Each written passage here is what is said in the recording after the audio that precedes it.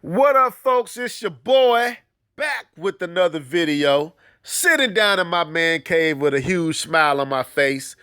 Today has just been a good day. The 13th has been a wonderful day so far. I mean, didn't have to go to work, didn't call off, didn't ask off. Was told we didn't have to come in through the circumstances and situations with a paid day off. So I got to stay home and watch the Treehouse, all these beautiful games. After staying up late to watch the press conference from Nintendo with the reveal of the Switch, everything has just been going well. Went out, preserved it, pre-ordered it, paid for it in full, got mine ready to go. So March 3rd, your boy Levelhead will not have to worry about securing him a system. I don't have to stay up all night trying to worry about, am I going to get one? Mine is already ready. Bestbuy will be getting mine in. I probably was the first one there to get my order in. Right? So I'm doing good, right? But I see a lot of folks complaining and crying and boo-hooing and snotting, right?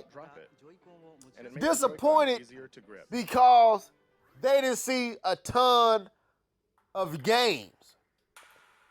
Now, I could have focused on that and tried to sink my claws into that and make that a point of frustration, but what I seen in this press conference will not allow me to be that cheap and shallow just to find fault with Nintendo. Yes, I can focus on that and be like, that's messed up. Nintendo really didn't show us any games. But the Treehouse showed us a lot of games. We might didn't get dates and things like that when the games are coming, but they showed us a lot of games. But what they showed last night, for me, 10 o'clock, in that press conference was Nintendo proving their ideas and concepts. The Joy-Cons alone was enough to warrant pause and like, man, Nintendo really is thinking forward. They're forward thinking. They're future-proofing their platform. I mean, the Joy-Cons and the technology that is in the Joy-Cons alone, those little small little controllers that everybody was clowning and teased, turns out to be more technologically sound and savvy than anything we've had in any other controller. HD feedback to the point that you can literally distinguish how ice feels in a cup from water being poured in a cup from this type of feel or action from this action. You can get that all in your controller. You all your motion controls is there. We was all curious, was that going to be there? Now check this out. If virtual reality is or VR is coming, which I believe by all the stuff that we're seeing, that VR is a future thing to be revealed with the Switch, it's already have the controllers to do everything that they need to do, right? So the Joy-Cons, I mean, can literally tell what position your hand is in and what shape your hand is making. These are just the Joy-Cons. We didn't think it was going that far with these controllers, but I hear folks fussing and complaining and just glossing over a lot of the stuff that they've seen, right? So the Joy-Cons alone is worthy of applause. It's worthy of applause. Nintendo is future-proofing their platform. Then we see Mario Odyssey. Now the crazy thing about this, and I almost put the video up, and I'm still tempted to put the video up because it's an old video that I already made that's already in my timeline. About 3 years ago, I made a video called Nintendo Take Notes. You can go find it, where I used Lego City Undercover as an example of what Nintendo can do for a Mario game. I used the two games I used was that game and Mario 64 and Mario Sunshine. I asked if Mario is flying in with Peach on a plane to land at Delfino, whatever that place they was going, the tropical island or whatnot, and they landing They landed on the airport or a landing strip. Then the plane had to have a landing strip where they were coming from. So the Mushroom Kingdom has to have a lot more to it than we realize. How about allowing us to explore all that the Mushroom Kingdom has to offer, not just isolating us to the castle and things like that. Now, that was my ideas, and Nintendo took it farther than I was even thinking, because they letting you run around full-fledged cities with people, and I said that too. We need to see folks walking around, cars and traffic and all that type of stuff, but they brought it into almost like a real world, like they were in New York, and Mario looked like all those little YouTube videos of folks making Mario, trying to realize Mario on Unreal Engine. Well, this game looked just like that. And this game, let's be real, folks. Mario is probably one of the best looking games we have seen in probably the last 3 years. Can we be real? I mean, what it's doing, where it's taking Mario, to me, it's one of the best, right? That was there. We have that to drool over, right? Then you have, did I even bring up arms? I didn't even bring up arms. We have arms of fighting. I mean, come on, folks. The game it didn't look the greatest, but it just definitely didn't look bad. And it's a new IP. It's a new IP, and it looked fun. I want to play that. Then you have Splatoon 2. Not Splatoon 1.5. Splatoon 2, a whole new entry into Splatoon. Now, it possibly was that they were going to make a 1.5 or whatever, and saw that they had so much extra material that they went on and decided to bump up the graphics a little bit and give us Splatoon 2 coming this summer. So not only do you have, and I ain't even got to what they showed of Zelda. I mean, this is all 2017 if the promise stayed for real. It's 2017. All this is supposed to come. And we still probably haven't heard the half, because this was Nintendo of Japan's presentation. This is their culture. This is the way they chose to deal with their investors and all that. And I have to give kudos to Rule of Two Review. He said this, and he was pretty much right. I didn't think it was going to be, because it's Nintendo, I thought it was going to be somewhere between the first PlayStation experience where we first got to play, we first heard about the PlayStation 4. In between that and one of their digital events, which that's what it was. You had pre-recorded videos of almost direct-like stuff, and then you had presentation on the stage. Well, the presentation part on the stage was very Japanese, but the videos was very Nintendo Direct-like. To me, it lived up to what it needed to be. Yes, could it have been more? Yes. It could have been a whole lot more. Yes, it could have been longer. Yes. But was it bad? Heck no. It was nowhere near bad. So, we have all that already, right? You have, I ain't even got time to talk about Treehouse and stuff that I've seen there and games that I've seen there. Some stuff that's just ingenious. Just, I think it's Snippet. It's a cutting game. I can't think of the name right now, but you literally got a partner. Y'all got to team up to figure out how to figure out the puzzle, right? And you got to cut pieces apart off each other. Like I said, right now I don't know the name of it. It's Snippet, something like Snipper or something like that. Clips or something like that. Anyway, game is just ingenious, simple, simplistic, but definitely ingenious. No one else thinking like this, right? Nintendo doing it.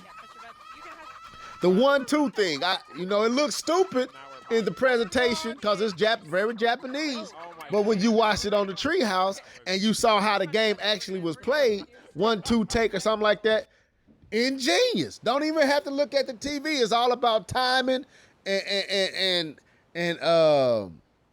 coordination and all that. It's a lot here, folks. if you can look past, you didn't see a whole bunch of EA games, and you didn't see the Call of Duties, and you didn't see the Battlefield, and that's gonna come. Because it's gonna have a North American presentation as well at some point. It might be the E3, it might be a Nintendo Rec before that. You're gonna get those games. But what we seen, to me, is enough to justify and warrant the purchase. You know you're getting the Mario this year. You know you're getting Zelda Breath of the Wild, which, come on, folks. What time is it? Come on, folks. Breath of the Wild is killing everything we have seen. Hands down. Come on, I don't care what you name. And this ain't no Nintendo fanboyism or none of that, because I'm loving them all. I'm enjoying myself. I'm enjoying gaming. But I go back to a video I said, Uncharted 4, all that stuff, I love it. But ain't nothing I've seen coming close to what Breath of the Wild is doing in a Zelda game. And the changes and the nuances that Nintendo and Anuma and all them has decided to take Zelda in the direction they have decided to take Zelda. Nothing that I've seen in the last 3-4 years in this generation is touching what Breath of the Wild is doing. I don't care what name you name. You can name Witcher, you can name whatever you want. Yes, I'm pretty sure Nintendo might not admit to it. Yeah, they borrowed from a lot of these games, Skyrim and all these, they borrowed, but they doing it very, very well. And it's that ingenious, creative, out-of-the-box magic that Nintendo does that no one else thinks to do, that makes them better and leagues above the rest when it comes to the game design. You might not like the graphical direction or the animation of it or the cartoony style, but what the game doing and what the game is delivering you, nothing too much matches it in its genre. So we got all that year one, and we still don't know all that we probably gonna learn to know. The Street Fighter's game, dude, look, it's already purchased, folks. Everything I've $29, the $299, for nothing. hey, I bought the Wii U for $350. This is definitely better than the Wii U. And I liked how they explained all the different ways you can play. If you want motion controls, I was telling my boy, you don't have to play with motion control if you don't want to. You don't have to buy the games that require motion control. Everything you want to do is right there, where they took what they did with the Wii and they merged it with traditional controls. So and they basically took the gamepad, removed the dual screens because they don't need it. It don't really work. I think they came to the conclusion dual screen don't work. It's too much you got to do. They scratched that. They took the gamepad, filtered with a whole bunch of tech, said hook it to your TV and play the way you want to play. You want to play on the go, take it on the go. If you want to remove from the TV and dock it on your table, and watch the game like that, or you want to put the Joy-Cons on the side and take it out with you, do it however you choose to. You can link up 8 switches for local multiplayer. 8. What do you do? You know the first thing I'm thinking of? Smash Bros. Smash been they have up to you can have up to 8 players, something like that. Smash all the stuff, Mario Kart, whatever it's up to 8. Come on, man. Nintendo is really thinking smart here. And it's just because the screen is 720, just because the resolution undocked to 720 don't mean the screen is not 1080p. It might be limited to 720p resolution while you're playing it, but in the future it might be revealed that the actual screen on the Switch is actually 1080p and it's only going to be enacted once you go into VR mode. Then the screen and being hooked up and all that stuff allows it to be fully charged or fully powered to where it can display 1080p. So don't fool yourself. The display only might be limited to 720p resolution while the screen itself can do 1080p. We don't, look folks, there is enough here to not be sitting here crying and complaining. You might not be fully satisfied. I can feel that. It didn't blow me away. Some of the stuff they showed me did, but the presentation in itself was decent. It was good. I ain't got much else to say. We will have a podcast tonight. We will go into this a little bit more deeper. D2K, I'm pretty sure Shaw will be on. K-Bum 20 already been hitting me up.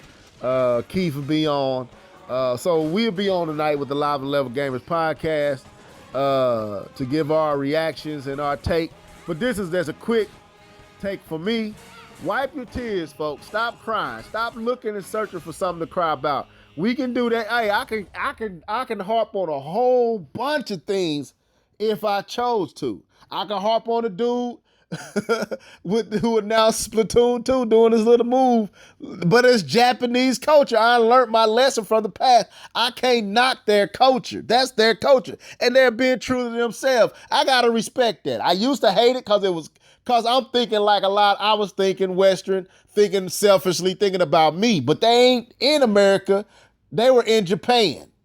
That's their culture. That's their crowd. That's their audience. They just gave us a mirror into it. They allowed us to see it. Treehouse was us. And it fit us. And it was catered to us. That's why I said I got to give Rule of 2 review his credit, because he said that. And it was pretty much on the money. I still feel like it was a lot more exciting than even he probably was expecting. I think it was very well. But with that being said, folks, I go into this deeper. I was happily satisfied. Yes, they could have done more, but they did what they needed to do. I don't think this is going to hurt anything. If anything, it's going to make folks curious because there's so much there to be curious about. And it's going to, that's how I feel. I think Nintendo got it right. That Mario, once folks see that Mario, and once family see that Mario, I'm sorry, folks, it's going to do it by itself. The Zelda is going to do it by itself. Them 2 games is killing just about anything any other company has offered, third party or first party. And you can squirm and cry and act like I'm fanboying and no, I'm not, bro. It's just a fact. It's just true. Them 2 games look leagues above a lot of what we've seen over the last 4 years from this generation. Zelda, Breath of the Wild, and Mario look leagues above it. And it's like, it just scares me. I'm still talking. Let me keep going. And it scares me of what is possible with a respectable power system. We saw what they could do with the Wii U, but they couldn't do more because it didn't sell. But I believe Nintendo is going to ensure this is going to sell, because that Mario, that's what they're doing with that Mario game. It's so ambitious. It's so beyond what anybody, I won't say it was beyond what I was thinking, but it went farther with what I was thinking. And none of y'all are probably even thinking of running around in a real city.